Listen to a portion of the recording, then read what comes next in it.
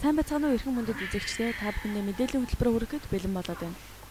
Өнгөрсөн шөнийн байдлаар манай хотын бахархал болсон пүүшмэн нийт 18 гэмт хэргийг газар дээр нь зогсоосон байна. Энэ жил гэмт хэргийн гаралт өнгөрсөн оныхтой харьцуулахад 37% буурсан бөгөөд хотын захиргаанаас пүүшмэнтэй холбоо тогтоох оролдлого хийсэн боловч тэрээр өөрийгөө нууцлсан хэвээр байна.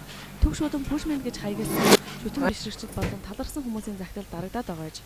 Мөн түнчлэн пүүшмэний тухай хэд парадыг 7 хоногийн турш төгөөлж байгаа бөгөөд түүний нэртэй футболк залуусын дунд хамгийн эрэлт хэрэгцээтэй бараа болоод байгаа гэж. Пүүшмэний талаар өөр нэгэн мэдээллийг хүргэхэд тун удахгүй пүүшмэний нэрийн гоо сайхны бүтээгдэхүүн худалдаанд гарах гэж байна. Учир нь бүсгүүчид пүүшмэний тухай уран сайхны киног анги алсгүй үзэж байгаа гоо сайхны бүтээгдэхүүн үйлдвэрлэх сэтэл болсон гэж үйлдвэрийн эзэлж байна. Түүнхэд багчуудаа сайхан мэдээ дуудахад пүүшмэний тухай хөдөлгөөн киноны шинээр эх сард нээлттэй хийхээр болжээ. Энэ байдлыг дагаад зохиолчид зөвхөн пүүшмэний тухай 100 гаруй ном бичээд байна. Пүүшмэний баатарлаг үйлсийг дагаад сөрөг зүйлээд гарч иж байгаа нь тун харамсалтай. Учир нь юу вэ гэвэл охид бүсгүүчүүд пүүшмэнтэй нүүр тулан уулзахын тулд шөнө гараа ганцаараа явж хүүхдүүд пүүшмэн болон хэрэгт нэг гэмтэж байгаа нь нүүр мөрт нь нуугаар нөлөөлж байна. Зарим хүмүүс түүнийг хэн болохыг мэдхийн тулд пүүшмэн гэдэг хүн байхгүй гэж сурахж байгаа нь эцэг эхчүүд хүүхдүүдэд хурах сайхан шалтгаан болоод байна. Манай сувгийг сонгон үзсэн та бүхэндээ баярлалаа. Дараагийн мэдээллийн хөтөлбөрөөр 12 цагаас хүлээн авч үзээрэй.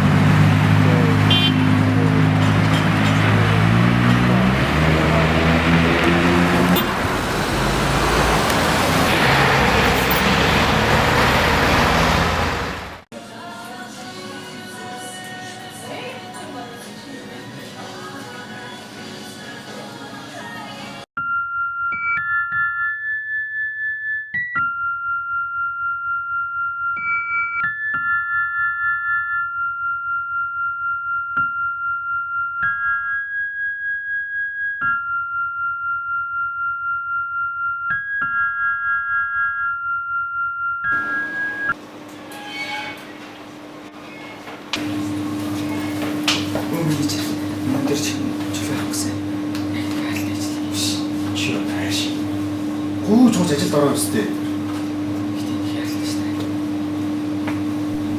За өнөөдөр чамд билүү гэж зарим.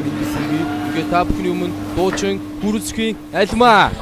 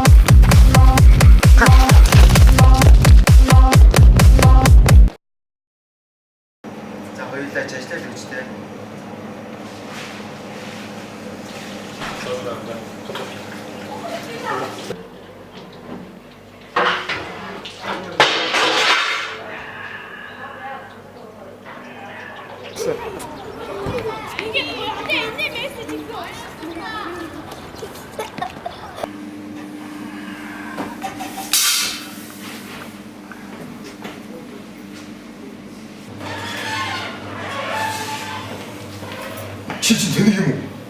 Эсвэл ахмад ингэж байгаа юм уу?